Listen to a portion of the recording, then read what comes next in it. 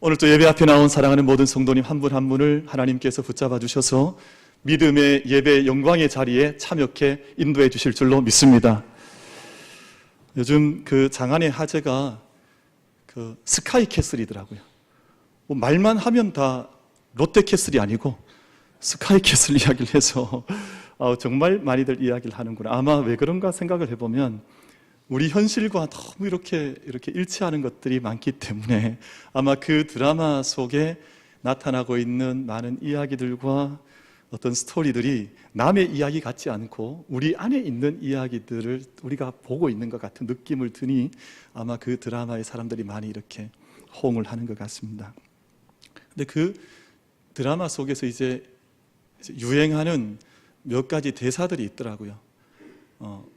어머님 감당하실 수 있으시겠습니까? 뭐 이런 것도 있고, 또 어머님 해나를 드리셔야 합니다. 뭐 이런 말도 있는데, 여러분 오늘 여러분 마음 심령 속에 성령 하나님의 임재하심과 영접함을 함께 감당하는 복된 예배가 되시기를 주님의 이름으로 축복합니다. 여러분 곁에 계신 분 한번 인사 한번 해볼까요? 이렇게 인사하면 되겠습니다. 집사님, 주님을 영접하셔야 합니다. 서로 인사 한번 하겠습니다. 집사님, 주님을 영접하셔야 합니다. 아멘. 아멘. 여러분, 우리 인간은 직립보행하는 존재입니다. 세상에 있는 모든 동물과 다른 점이, 극명하게 다른 점이 바로 여기에 있습니다. 우리 중학교에던가요? 저도 옛날 그 교과서 생각해 보면 사람의 특징이 뭐냐? 불을 사용한다, 또 언어를 사용한다, 뭐 직립보행한다 하는, 인간은 바르게 서서 걷는 존재라고 하는 것을 학생들도 이제 교과서를 통해서 학교에서 배우게 되어져 있습니다. 바르게 서서 걷는 존재. 하나님께서 사람을 만드실 때 모든 동물과 달리, 동물은 여러분 어떤 이제 움직이는 생물체들은 어떤 생물은 기어다니기도 하고 어떤 생물은 네 발로 이렇게 뛰어다니기도 하지만 하나님은 사람을 그렇게 만드신 것이 아니라 반드시 일어서서 걷는 존재로, 직립해서 보행하는 존재로 하나님은 우리 인간을 그렇게 빚어 주셨습니다. 지난 주 중에 이제 어린 아기가 있는 가정의 신방을 다녀왔었는데요. 여러분 아기가 태어나면 이제 가만히 누워서 이제 움직이지 못하는 일정 시간을 지나지 않습니까? 그렇게 하다가 아이가 이제 표정에서 빵긋 웃기도 하고 또 옹알이도 하면 그 어머니, 아버지 귀에는 무슨 방언하는 것처럼 들리나 봐요. 아이가 좀 몇 마디 하면 우리 아이가 드디어 말문이 터졌다, 그걸 기뻐하다가 이제 아이가 얼마 지나지 않으면 뒤집잖아요. 이렇게 뒤집기도 하고, 뒤집은 아이가 이제 배밀이라 그러죠. 좀 밀어서 움직이기도 하고, 그러다가 이제 내 두 팔과 두 다리로 이렇게 기어 다니다가 드디어 일어서게 됩니다. 야, 그날은 정말 세상이 바뀌는 날이에요. 뭐 온 가정이 난리가 나잖아요. 오늘 우리 아이가 뭐 기뻐하는 모습 보면 아이가 저기 무슨 마라톤에 나가서 1등한 것처럼 이제 일어섰을 뿐인데, 그렇게 해서 한 발자국 두 발자국 걸으면 그 걷는 것이 얼마나 신기한지, 그 한 발자국 더 걷는 것 보기 위해서 온 가족이 다 모이잖아요. 그래서 한 걸음도만 더 걸어봐라 앞에서 부르며 박수치며 아이의 걷는 모습을 기뻐하는 부모님들, 할머니, 할아버지의 모습을 볼 때가 있습니다. 왜냐하면 하나님께서 인간을 걷는 존재로 만들어 주셨기 때문에 걷는 순간이 그렇게 기쁜 거예요. 누워있던 아이가 아니라, 이런 기어다니는 아이가 아니라 일어서서 걷기 시작하는 아이를 보면 자연스럽게 우리 마음속에 드디어 우리 아이가 걷는구나 하는 기쁨을 부모님들이 이제 가지게 되는 것이지요. 티베트어, 우리 티벳이라고 하는 나라가 있는데, 티베트어에는 인간이라는 말 자체가 갖는 의미가 걷는 사람, 걸으면서 방랑하는 사람이라고 하는 뜻을, 그 말 자체의 뜻이 그렇답니다. 인간이 뭐냐? 인간은 우리나라 말은 사람과 사람 사이라고 하는 뜻을 가지고 있습니다만, 티벳 말은 걸어다니는 사람, 걸어다니는 존재라고 하는 말이 인간이라고 하는 말 자체의 뜻이라고 합니다. 그런데 우리가 기억하셔야 할 것 한 가지가 있습니다. 우리가 어린 아이가 발을 떼고 걷기까지 한순간 이렇게 우뚝하니 일어서서 걷는 것이 아니라, 그 아이가 걸어가기 위해서는 3,000번을 넘어진다는 거예요. 아이가 일어섰다가 넘어지고 일어섰다가 넘어지는 것을 3,000번을 연습하고 반복해야 한 번을 이제 발걸음을 뗄 수 있게 된다는 것인데, 하루 평균 20번 넘어진대요. 아이가 걸음마를 배울 때. 그러니까 얼마나 걷는 것이 어렵습니까? 일어서서 걷는다는 것이 그렇게 쉽질 않아서 하루에 20번 넘어지고, 그리고 걸을 때까지 3000번을 넘어져야 아이가 비로소 걸을 수 있는 것까지 가게 된다고 하는 것입니다. 여러분, 그렇게 보면 사람은 걷는 존재이기도 하지만 가만히 생각해 보면 넘어지는 존재이기도 해요.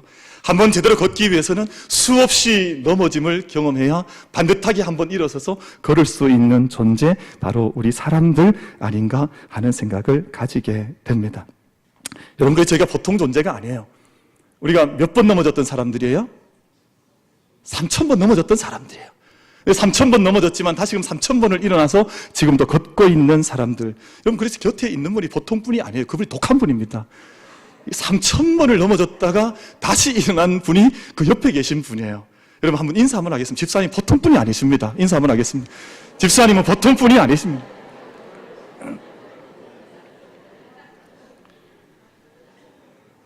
얼마나 독한 분들인지 몰라요. 이게 3000번을 넘어졌다가 또 일어나서 지금도 걷고 있는 우리들. 여러분, 그래서 하나님은 사실은 가만히 묵상해 보면 실패자들의 하나님이세요. 실패자의 하나님. 무슨 AI처럼 이렇게 처음부터 막 한 번도 넘어지지 않고 한 번도 자빠지지 않고 뭐 역할 맡기면 다 수행해내는 그런 기계적인 존재가 아니라 끝없이 실패하고 또 넘어지고 다시 반복해서 쓰러져도 하나님의 은혜를 갈망하는 사람들의 손길을 놓지 않으셔서 직접 찾아오셔서 손길 붙들어 주시고 일으켜 세워주시는 실패자의 하나님이 바로 우리의 하나님이라고 우리는 묵상하는 것입니다. 여러분, 성경 말씀 읽어보십시오. 우리 올해 성경 말씀 이제 1월달이니까 다 읽기 시작하셨겠죠? 안 읽고 계십니까? 올해는 저희가 그 말씀 묵상 카드에 오면 저기 그 말씀 카드가 일독을 하도록 되어 있습니다. 그래서 올해는 말씀을 읽으시기도 하고, 또 거기에 보면 올해 기도 제목도 적혀 있고, 또 거기에 그 올해 꼭 내가 전도하고 싶은 전도 대상자에 그 적을 수 있는 칸도 다 있습니다. 그래서 올해는 그걸 잘 이용하셔서 말씀을 읽어보셔야 되는데, 여러분, 말씀을 읽어 나가시다 보면 성경에서 만나는 인물은 한결같이 실패자들입니다. 여러분, 모세는 출애굽하기 위해서 10번을 실패했습니다. 그 바로왕 앞에 나가서 한 번만에 무슨 이스라엘 백성들 데리고 나와서 저기 이스라엘 땅까지 이른 게 아니에요. 수없는 실패 속에서 그 길을 걸어갔고, 여호수아도 마찬가지예요. 성경의 인물들 가운데 누가 처음부터 떡하니 성공해서 자기의 길을 걸어갔던 사람이 있습니까? 그런 사람 한 사람도 없고, 성경에는 실패자를 만났던 하나님, 그 실패자를 쓰시는 하나님, 실패자에게 손을 내미셔서 일으켜 세워주시고 함께 동행하시는 하나님의 메시지, 하나님의 이야기가 성경 속에 담겨져 있습니다. 그런데 문제는 우리가 이 땅 살아가면서 우리나라 사람들은 좀 실패자들에게 좀 인색한 면이 없지 않아 있습니다. 한번 실패하면 그 사람을 이제 낙인을 찍는 거죠. 저 사람은 실패자다. 마음속에 그 사람을 이제 문을 닫아 버리는 것이죠. 넘어진 사람의 손을 우린 잘 잡아 주려고 하지를 않습니다. 아이가 넘어지면 그 아이의 실패를 마음속에 새기고 그 실패를 질책하고 꾸짖는, 아이들에게 야단을 잘 쳐요. 우린 아이들의 실패를 그냥 용납해주고 격려해주는 것이 아니라, 야, 너는 그것도 못하냐, 옆집 철수는 잘 하던데 왜 너는 그것도 못하냐, 이 뭐 부모님들의 저기 이야기이잖아요. 아이들 마음속에 실패에 대한 두려움, 내가 또 넘어지면 어떨까 하는 두려움이 사실은 그 부모님과 사회의 환경 속에서 자연스럽게 아이들 마음속에 실패를 두려워하는, 이 실패가 자기의 좋은 경험이 되지 않는 그런 경험들을 가지며 살아가는 것이 우리의 환경입니다. 그러다 보니 학교에서 아이들이 잘 손을 들질 않아요. 선생님이 너희 질문해볼 거 있으면 손을 들어서 질문하라 하는데 잘 질문하지 않습니다. 아이들이 잘 질문하지 않아요. 그리고 뭐 선생님이 질문을 하면 또 답변도 잘 하지 않습니다. 왜냐하면 실수하면 선생님들의 야단이나 혹은 친구들의 눈빛이 두려운 거죠. 아마 그것이 두렵지 않으면 손을 잘 들어서 질문도 하고 답변도 할 텐데, 그 실패에 대한 시선들이 너무 차갑기 때문에, 그 실패에 대한 사람들의 반응들이 너무 아픔이 되기 때문에 그 자기의 경험들을 잘 내어놓으려고 하지 않는 모습이 학교 안에도 잘 깊게 배어져 있는 것을 우리가 알고 있습니다. 여러분, 그러다 보니 대학생들도 그래요. 창업과 도전을 잘 하지 않는다는 거예요. 사실은 내가 도전해보고 내가 뭔가 문을 두드려보고 실패도 괜찮으니까 한번 걸어봐도 괜찮아요. 아무리 걷다가 또 넘어져 또 일어서 걸어가면 괜찮으니까 그렇게 걸을 수 있도록 기회를 주면 좋은데 그 사회가 그걸 잘 용납하지 않거든요. 그러니까 창업하거나 도전하거나 새 문을 두드리는 이 일꾼들 젊은 청년들이 의외로 적은 거죠. 미국의 절반밖에 되지 않는답니다. 창업하는 율이 중국에 비해서는 4분의 1밖에 되지 않는다는 거예요. 사실은 기업 정신이 살려면 이 도전하고 문을 두드리고 실패하다도 격려하는 분위기가 있어야 하는데, 여러분 그 피에로가 이렇게 막 공중근해 타는 이 사람들이 왜 위에서 그렇게 공중근해를 잘 탈 수 있습니까? 떨어져도 밑에 그물이 쳐져 있으니까, 이 받아주니까, 떨어 다시 일어날 수 있으니까 마음껏 위에 자기 재주를 부리는 거거든요. 만약 죽는다고 생각하면 어떻게 그렇게 재주를 부리겠습니까? 그러니까 사람의 실패와 실수를 용납해주고 격려해주는 것이 필요한데 우리 사회가 그게 좀 어렵다는 것이지요. 여러분 선진국들의 학교를 가만히 TV나 혹은 경험으로 가만히 들여다보면 아이들이 손드는 것을 두려워하지 않습니다. 외국 학교에 가면 선생님이 자주 하시는 말씀이 Raise your hands. 너희 손 들어라 말이에요. 너희 손 들면 그럼 아이들이 손 안 드는 아이가 없어요. 교실 안에 있는 모든 아이들이, 왜냐하면 무슨 대답을 해도 틀렸다고 선생님이 야단하지 않으시니까, 모든 대답이 옳은 대답이요, 모든 질문이 가능하다고 생각하니까 아이들이 그 마음에, 자기 마음속에 실패에 대한 상처를 가지고 있지 않는 것이죠. 그러니까 마음껏 손을 들고 또 마음껏 질문하고 마음껏 이야기하고. 여러분 우리는 실수하면 여러분 어떻게 하십니까? 만약 여기서 누가 핸드폰이 울렸다 이러면 어떻게 하시겠어요? 그럼 막 이렇게 눈에서 전기가 나가잖아요. 막 찌릿찌릿한 전기가 막 나가서 왜 예배 시간에, 여러분 그럴 수 있습니다. 때로는 목사님들 모임에 가도 핸드폰이 두세 번은 꼭 울립니다. 이게 뭐 사실 누구라도 실수할 수 있는 것이요, 누구라도 그것이 좀 어려울 수 있는데 그 한 번의 실패 때문에 마치 그 사람이 모든 것을 판단해버리고 정죄해버리고 재단해버리면 그 실패 때문에 사람이 어떻게 자기의 걸음을 제대로 걸어갈 수가 있겠습니까? 여러분 요즘 세계에서 혁신적인 도시, 새로운 문화를 만들어가는 도시들을 가만히 보면 실패를 축하해주는 문화를 만들어 나갑니다. 그래서 샌프란시스코나 또 바르셀로나나 또 중동에 있는 유수한 어떤 중요한 도시들을 보면 어떤 컨퍼런스를 하냐면 실패 컨퍼런스를 합니다. 그러니까 페일리어 컨퍼런스를 하는 거죠. 실패 속에 담겨져 있는 잠재적 가치를 발견을 해서 아주 훌륭한 실패를 했으면 격려해주고 포상금도 주고 그것을 알려서 이런 실패가 있는데 이럴 때는 이렇게 하면 좋겠다라고 하는 컨퍼런스를 도시들에서 열어나가고 있습니다.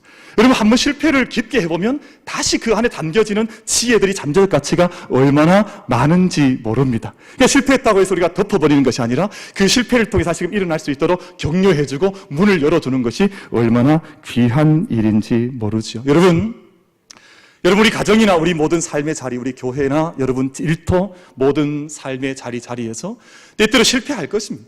때때로 실패하는 사람들의 모습을 볼 것입니다. 그러나 그 모든 자리에서 그 안에 담겨져 있는 잠재적인 가치를 언제나 발견하고 그걸 격려하고 그것을 칭찬하여서 새 길을 열어나갈 수 있는 은혜가 우리 모두에게 임할 수 있게 되기를 주님의 이름으로 축복합니다. 여러분 예수님과 함께 걸어가던 제자들이요, 예수님 돌아가시게 되자, 예수님 십자가에 죽으시게 되자 제자들은 모두 다 실패자로 돌아가고 말았습니다. 요즘 우리말로 하면 루저가 된 거예요. 루저. 이들은 실패자, 페일러. 왜냐하면 자기의 모든 소망이 주님에게 있었는데 예수님 돌아가시고 나자 제자들의 꿈도 사라져버린 거예요. 제자들이 무엇을 해야 할지 알지 못했습니다. 완전한 실패자. 이제는 다락방 속에 숨어 들어가서 문을 걸어 잠그고 세상과는 단절된 채 세상 속에 무엇을 해야 할지, 어떻게 살아가야 할지 자기의 꿈도 잃어버리고 방향도 잃어버리고 무엇을 해야 할지도 잃어버린 채 그냥 실패자로, 루저로 있는 제자들의 모습이 본문 말씀 속에 기록이 되어져 있습니다. 여러분 오늘 몇 부류의 사람들이 소개가 되는데요, 막달라 마리아가 나옵니다. 옛날에 농담 많이 했잖아요. 마리아 중에 제일 막무가내 마리아가 누구냐면 막달라 마리아, 이렇게 우리가 농담하고 했었잖아요. 근데 막달라 마리아 한 여인이라고 표현하면 될 텐데 성경은 뭐라고 표현하냐면 7 귀신 들렸던 막달라 마리아. 여러분 성경은 이걸 부끄럽게 생각하지 않아요. 예전에 귀신 들렸었지만 지금도 어려운 마음 가운데 있지만 그 여인의 이야기를 가감없이 얘기하면서 7 귀신 들렸던 막달라 마리아. 시골길을 향해서 걸어가던 두 제자, 예수님 돌아가시고 나자 이제는 실망과 절망 속에서 예수님 함께 생활했던 그곳 등지고 자기 시골 마을로 걸어가고 있던 두 제자, 실패자 아닙니까? 여러분, 서울에서 뭔가 해보려고 하다가 이제 할 수 없다, 이제는 짐 다 정리하고 짐 가방 싸서 시골길로 내려가는 두 제자를 생각해 보시면 알겠죠. 그 11명의 제자 또 다락방에 올라가서 세상 문과는 다 단절된 채 함께 숨어서 도시락 까먹고 있는 11명의 제자들. 여러분, 이 모든 모습 속에는 승리자의 이야기가 다 한 군데 나와 있지 않아요. 모두 다 실패자들이요, 루저들의 이야기가 기록되어 있고, 오늘 말씀 읽어보면 믿음에도 실패합니다. 예수님 살아나셨다, 예수님 만났다 이야기를 들어도 그들이 이 사실을 믿질 못해요. 아무리 이야기를 해줘도 이 부활의 소식, 생명의 소식을 귀로 듣긴 하지만 그것이 자기의 삶으로 다가오질 못하는 믿음의 실패자들. 여러분, 이 실패자들에게 오늘 말씀을 보면 예수님께서 그들에게 찾아오셨다는 것이죠. 그들이 함께 문을 걸어 잠그고 함께 음식을 먹고 식사하고 있을 때 초라한 식사였겠죠. 누구 하나 기뻐했겠습니까? 다 함께 죽은 것처럼 이게 밥이 넘어가는지 먹는 것인지 마시는 것인지 그 맛도 모른 채 그냥 숨어서 실패자들이 되어서 세상에서 내가 더 이상 살 희망이 없다라고 함께 밥을 먹고 있던 그 식탁의 자리에 주님께서 제자들을 찾아와 주셨습니다. 사랑하는 성도 여러분, 왜 하필이면 예수님께서 그들의 식탁의 자리에 찾아오셨겠습니까? 주님과 제자들의 식탁 공동체, 예수님의 공동체에서 가장 중요한 특징은 식탁의 자리였습니다. 여러분, 세상에서 수많은 실패자들, 죄인이라고 손가락질 받고 삶의 희망을 잃어버리고 내가 어떻게 살아가야 될지 사실 그림도 없고 꿈도 없는 사람들을 만나실 때 예수님은 언제나 식탁에서 만나 주셨습니다. 그래서 함께 떡을 떼시면서 음식을 나누시면서 너희가 다시 일어나야 될 사람이라고, 너희가 이렇게 머물러 있을 사람이 아니라고 죄인들 초청해 주셔서 그들과 함께 먹으시면서 마시면서 그들의 삶을 다시 붙잡으시고 동행하실 때 예수님은 언제나 식탁에서 그들을 만나 주셨기 때문에 예수님 다시금 부활하셔서 제자들 찾아오실 때 오늘 본문 말씀 속에 식사하고 있는 제자들에게 찾아와 주셨다고 말씀을 하고 있습니다. 식탁을 통해 죄인들과 함께 하시고 용납하시고 사랑을 나누신 예수님의 말씀이 본문 속에 기록이 되어져 있습니다. 여러분, 요한복음 21장 마지막 장 말씀을 보면 예수님께서 디베라 바닷가에 제자들 찾아오셔서 식탁을 베풀어 주지 않으셨습니까? 그래서 불을 피워 놓으시고 또 떡도 장만하시고 물고기도 장만하셔서 제자들에게 예수님의 마음을 나타내셨는데, 여러분, 이런 상황을 가리켜서 뭐라 그러냐면 행위의 언어라 그래요. 말로 직접 이야기하지 않는다 할지라도 이미 그 행위를 가만히 보고 있는 제자들 마음속에는 주님이 나를 사랑하시는구나, 주님이 나를 용납하시는구나, 이 식탁을 다시 차려놓으시고 내가 쓰러져 있는 갈 바를 알지 못하는 나를 주님 다시 붙잡아 주셔서 일으켜 세워주시는구나, 말 없는 말씀, 행위의 언어를 예수님께서 그렇게 제자들 가운데 보여주셨습니다. 여러분, 이때 아마 제자들 마음속에 다시 부활하신 주님, 내게 찾아오신 강력한 끊을 수 없는, 세상 그 어떤 것도 나를 놓칠 수 없는 주님의 사랑을 제자들이 느끼게 되었을 것입니다. 사랑하는 성도 여러분, 아마 우리는 평생 걸음마를 연습하는 아이들처럼 넘어지고 또 넘어지고를 반복하고 또 일어나고 또 일어나고를 반복하는 인생들인지 모릅니다. 여러분, 저는 여러분 보시기에 어떻습니까? 건강할 것 같습니까? 건강하지 않을 것 같습니까? 저는 나름대로 건강합니다. 나름대로 건강한데 어떤 제 가까이 지내는 목사님이 저를 만나면 제일 부러워하는 부위가 있습니다. 제가 무슨 베이컨도 아니고 무슨, 그런데 제가 제일 부러워하는 부위가 제 다리예요, 다리. 지금 안 보이시죠? 보여드리진 않겠습니다, 민망하니까. 근데 어떤 목사님이 저를 만나면 늘 제 다리를 이렇게 만지시는 분이 계세요. 야, 이거 부럽다. 그만큼 다리가 이렇게 좀 약간 튼튼해 보이는가 봐요. 그러니까 늘 다리를 부러워하고, 야, 이 다리 정도면 어디 못 갈 곳이 없겠다, 막 저한테 칭찬을 하는데, 여러분, 그럼 제가 넘어질 것 같으면 넘어지지 않을 것 같습니까? 아마 제가 육체적으로 잘 넘어지지 않을 것 같아요. 저는 뭐 이렇게 딱 버티고 서는 힘이 있긴 한데, 사실은 제 삶의 시간들을 돌아보면 얼마나 많이 넘어지는지 모릅니다. 넘어지고 또 넘어지고. 근데 거기에 또 다가와서 또 저 손을 잡아주시고. 여러분, 제가 이렇게 잘 가장을 하니까 넘어지지 않는 것처럼 보이지, 사실은 가만히 들어보면 얼마나 많이 실수하는지 모릅니다. 얼마나 많이 낭망하는지 모릅니다. 얼마나 많이 좌절하는지 모릅니다. 근데 그럴 때마다 제가 감사한 것은 주님의 은혜가 아니면 제가 어떻게 일어설 수 있을까? 늘 용기를 잃어버리기도 하고 때로는 넘어지기도 하고 때로 좌절하기도 하는데 그때마다 찾아오신 주님이 계셔서 제 손을 잡아주시니까 그때 일어나는 거죠. 여러분, 저희가 외적으로는 잘 넘어지지 않는 것처럼 보인다 할지라도 얼마나 많이 넘어집니까? 얼마나 많이 좌절합니까? 그러나 그럴 때마다 우리 가운데 찾아오셔서 손 내밀어 주시고 동행하자 말씀하시고 이렇게 세워주시는 그 주님의 손길을 의지하여서 함께 일어날 수 있는 우리 모든 예배자들이 다 되실 수 있기를 주님의 이름으로 축복합니다. 여러분, 그래서 시편 37편 23절 24절 말씀을 좀 소개해드리고 싶은데요. 여호와께서 사람의 걸음을 정하시고 그의 길을 기뻐하시나니 그는 넘어지나 아주 엎드러지지 아니함은 여호와께서 그의 손으로 붙드심이로다 라고 말씀을 하고 있습니다. 우리가 때때로 넘어지지만 아주 엎드러지지 않는 것은 주님께서 우리 가운데 찾아오셔서 실패자처럼 보이고 때는 루저처럼 보이고 때는 연약한 것처럼 보인다 할지라도 우리에게 손 내미셔서 우리를 일으켜 세워주시는 그 주님의 손길이 있기 때문에 우리가 지금도 걸어가고 뛰어가는 믿음의 사람들이 될 수 있는 줄로 믿습니다. 그래서 손 늦추지 말고 올 한 해도 함께 걸어가기를 바라는데요. 여러분, 오늘 말씀을 가만히 들여다보면 제자들은 부활하신 주님의 이야기를 계속해서 듣지만 부활을 믿지를 못했습니다. 부활하신 주님을 만났지만 부활하신 주님을 알아보지도 못했습니다. 여러분, 이것이 무엇을 이야기하는고 하니, 여러분, 우리가 이 말씀을 저희가 잘 한번 받았으면 좋겠는데요. 부활하신 주님께서 우리가 육체로 그분을 뵙는다 할지라도 또 그분의 음성을 듣는다 할지라도 부활의 소식을 듣는다 할지라도 주님께서 우리 마음속에 내적인 성령의 빛을 조명해 주지 않으시면 우리가 그 부활을 고백하지를 못합니다. 아무리 많이 들은들, 아무리 많이 본들 내 마음속에 부활의 주님 친히 찾아오셔서 내 마음속에 말씀해 주시고 감동해 주시지 않으시면, 주님께서 내 눈 열어주시지 않으시면 우린 주님의 부활의 사건에 함께 참여해 나갈 수가 없습니다.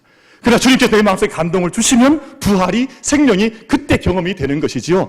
여러분, 우리가 부활을 끊임없이 이야기합니다. 교회는 부활의 공동체라는 선포를 늘 감당합니다. 그러나 그것이 내 기점만 때리는 이야기가 아니라, 내 귀로 지나가는 이야기가 아니라 내게 생명과 능력, 부활의 소식을 전할 수 있는 믿음의 언어로, 사건으로 경험될 수 있는 은혜가 우리 모든 예배자들에게 임할 수 있게 되기를 주님의 이름으로 축복합니다. 그래서 오늘 부활의 주님을 믿게 되고 또 고백하게 되는 제자들에게, 이 제자들이 새로운 경험을 감당한 후에 주님께서 제자들에게 새로운 소명과 새로운 사명을 허락해 주십니다. 오늘 본문 말씀 보면 너희는 온 천하에 다니며 만민에게 복음을 전파하라. 너희가 지금 머물러 있는 것은 이 자그마한 이 다락방 아니냐.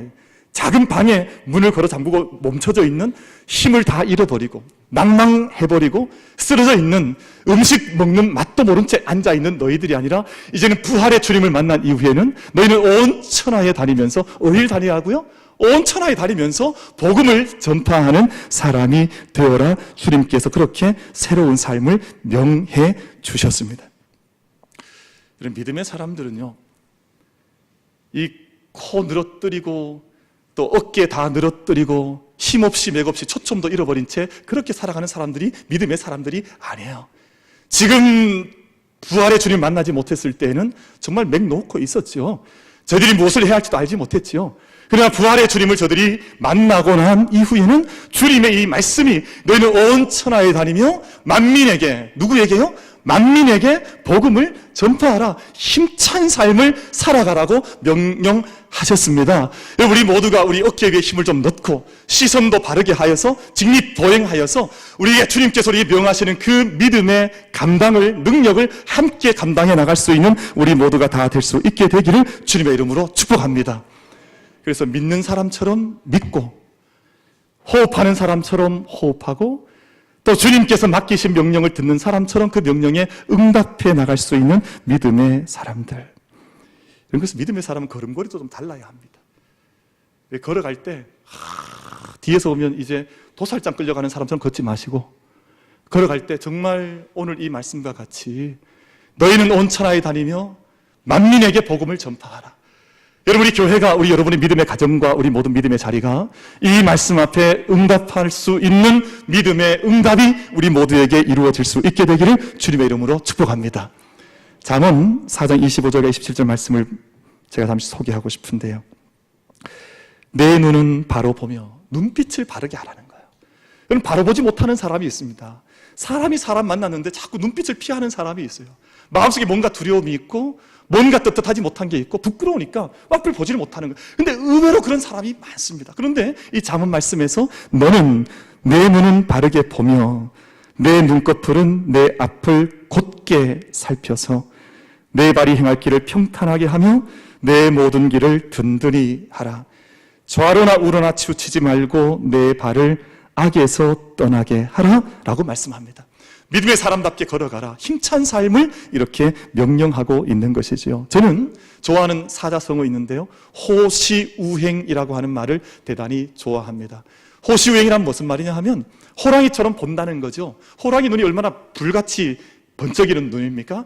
그 불같은 눈으로 세상을 바라보고 소가 묵묵히 자기의 길을 걸어가는 것처럼 호시우행하라. 이 말이 때때로 마음속에 부딪혀 올 때가 적지 않이 많을 때가 있습니다. 오늘 주님께서 제자들 만나시고 사랑으로 그들을 용납하신 후에 너희는 함께 일어나서 이 세상으로 함께 나아가 만민에게 복음을 전하신 이 말씀대로 우리의 모든 걸음이 날마다 힘있게 일어서서 달려갈 수 있는 우리 모든 예배자들의 발걸음 다 될 수 있게 되기를 주님의 이름으로 축원합니다. 그래서 오늘 말씀 마가복음 16장은 마가를 통해서 새로운 삶을 몇 가지 인상적인 표현으로 우리들 가운데 말씀을 들려주고 있습니다. 여러분 말씀 오늘 제가 읽으셨는데요. 먼저 첫째는 부활의 능력으로 귀신을 쫓아낼 수 있다라고 말씀합니다. 이 말씀은 영적인 담대함을 마음속에 가지라는 것입니다. 그리고 우리가 이 세상 여러분 제가 말씀 전하면 처음에 무슨 요즘 드라마 이야기를 한번 짧게 했습니다만 여러분 그 잘 사는 것처럼 캐스를 짓고 사는 것처럼 보여도 그 안에 있는 망령의 기승을 부리는 것 아니에요. 그럴 때 그것을 담대히 대하고 선포하고 살듯이 살아갈 수 있는 삶과 가정을 만들어 가야 하는데 그걸 하지를 못하는 것이죠. 귀신을 쫓아낼 수 있다고 하는 것은 무슨 머리를 풀고 입에 칼을 물고 피를 흘리는 그런 귀신을 말하는 것이 아니라 이 세상의 기승을 부리는 모든 망령들을 향해서 사탄아 물러가라 명령할 수 있고 우리가 이겨나갈 수 있는 믿음의 걸음을 함께 걸어갈 수 있는 우리 모두가 다 되어지기를 주님의 이름으로 축복합니다. 여러분 이게 힘이 얼마나 많습니까? 폭력이 얼마나 많습니까? 갈등이 얼마나 많습니까? 세상의 욕망이 얼마나 이 세상에서 기승을 부립니까? 그 모든 어둠의 권세에 대해서 우리가 귀신을 쫓아낼 수 있는 믿음의 담대함을 늘 선포하고 살아갈 수 있는 여러분 모든 예배자가 다 될 수 있게 되기를 주님의 이름으로 축원합니다. 그리고 오늘 말씀 보면 두 번째죠. 부활의 주님을 경험한 사람들은 새 방언을 말하게 된다. 우리 교회도 방언하는 분들이 여러분 계십니다. 그래서 새벽 제단에 이렇게 공동 예배 마치고 나면 저마다 기도하실 때 방언으로 기도합니다만 오늘 이 말씀은 그런 방언을 넘어서서 새로운 방언, 모든 사람들의 가슴 속에 닿을 만한, 모든 사람들의 마음 속에 그 영적인 기운이 미칠 만한 새로운 언어를 구사하는 사람들의 방언을 말씀하고 있습니다. 여러분 세상은 언제나 분리의 언어, 소통되지 않는 언어, 피상적인 언어를 사용하는데요. 여러분 믿음의 사람은 달라져야 합니다. 내 마음속에 닿는, 내 마음속에 터치가 되는 우리 참된 하나님의 생명의 언어들과 사랑의 언어들과 비전의 언어들을 그림 그리듯 우리가 함께 구사할 수 있는 새 방언의 주인들 다 될 수 있게 되기를 주님의 이름으로 축원합니다. 여러분 그리고 세 번째 약속이 뭐냐 하면 우리가 독을 마셔도 상함이 없고 독사를 집어 올린다고 물린다 할지라도 너희 가운데 상함이 없을 것이라고 말씀을 하고 있습니다. 여러분 이 세상의 권세와 힘 앞에서도 끝끝내 넘어지지 아니하고 영적인 든든함을 지켜나가는 사람들, 여러분 독을 마시는 것 같은 환경이 얼마나 많은지 모릅니다. 제가 주중에 여러 식구들 위해서 중보기도 할 때요, 마음속에 부딪혀오는 분들이 있습니다. 그 삶의 자리가 마치 독을 마시는 것처럼 혹은 독자에게 물리는 것처럼 위태로운 삶에 들어가 있는 식구들을 볼 때도 있습니다만 여러분 그럴 때 히브리서 말씀을 기억하십시오. 히브리서 11장 12장 말씀 보면 먹지 못하고 사람들에게 매맞음을 당하고 수많은 환난을 당해서 그 마지막 뭐라고 결론을 지냐면 세상이 감당치 못하는 믿음의 사람들이라고 말씀을 하고 있는 것이죠. 우리가 정말 이 세상 가운데에서 마치 독을 마시는 것 같고 독사에게 물리는 것 같다 할지라도 세상이 감당치 못하는 승리의 믿음을 함께 달려갈 수 있는 저와 여러분 다 될 수 있게 되기를 주님의 이름으로 축복합니다. 그리고 마지막 네 번째 부활의 증인들은, 부활의 능력 안에 살아가는 이들은 아픈 사람에게 손을 얹어서 낫게 한다고 말씀하지요. 여러분 이 나 치유는 육체적인 질고도 마찬가지요. 또 몸과 마음의 상처를 입은 사람들의 상처를 쓰다듬어 주어서 살려주는 부활의 능력을 함께 경험하며 살아가는 사람들이 바로 너희 믿음의 사람들이라고 말씀을 하고 있는 것입니다. 여러분 저는 어릴 때 기억할 때가 있습니다. 제가 어릴 때 아프면 저희 할머니 또 저희 어머님이 제 머리 만져주시고 제 배 쓰다듬어 주셨습니다. 저는 그렇게 나이가 많지는 않습니다만 제가 어릴 때 자라나던 동네는 병원이 없었습니다. 약국도 없었습니다. 약국이 한 군데 이렇게 있었는데 무슨 전문 약사가 약 파는 게 아니라 그냥 어떻게 약방을 여셔가지고 파는 약, 뭐 그런 약방이 하나 있었습니다. 그러니까 뭐 급할 때는 어머님, 할머님이 기도하시면서 만져주시는 거죠. 그래서 불덩어리 같은 머리 위에 손 얹으면 그때 얼마나 평안이 왔는지 모릅니다. 아, 내가 낫고 있구나 하는 것을 그때 느꼈습니다. 또 제가 배가 아플 때는 저희 할머니, 어머님이 그렇게 말씀하셨잖아요. 주문을 거셨잖아요. 내 손은 약손, 네 배는 똥배, 뭐 이러면서 만져주시면 정말 눈 녹듯이 배가 아프던 배도 사라져 버렸습니다. 왜냐하면 그 어머니, 할머니에게 있는 믿음, 그리고 그 안에 있는 사랑, 이것이 지금 병든 아이들의 육체를 어루만지는, 손을 얹은 즉 나으니라 말씀했던 이 말씀들이 실제로 기도 가운데 나타났던 거죠. 여러분, 저희가 오늘 우리 말씀을 받으면서 정말 주님 우리 가운데 찾아오셔서 우리는 실패자로 때때로 순하시 살아가지만 내 곁에 찾아오셔서 내 손을 잡아 이렇게 세워주시고 내가 너와 함께 동행하기 원한다. 네가 부활의 증인되어서 세상 가운데 만민에게 복음 전하는 힘찬 삶 살길 원한다 말씀하시고, 오늘 주신 말씀처럼 우리가 귀신을 쫓아내며 새 방언을 말하며 독을 마셔도 죽지 아니하며 우리가 손을 얹은 뱉는 자들이 낫게 되는 부활의 증인들로, 믿음의 사람들로 함께 살아갈 수 있는 우리 모든 만민의 예배자들이 다 될 수 있게 되기를 주님의 이름으로 축원합니다.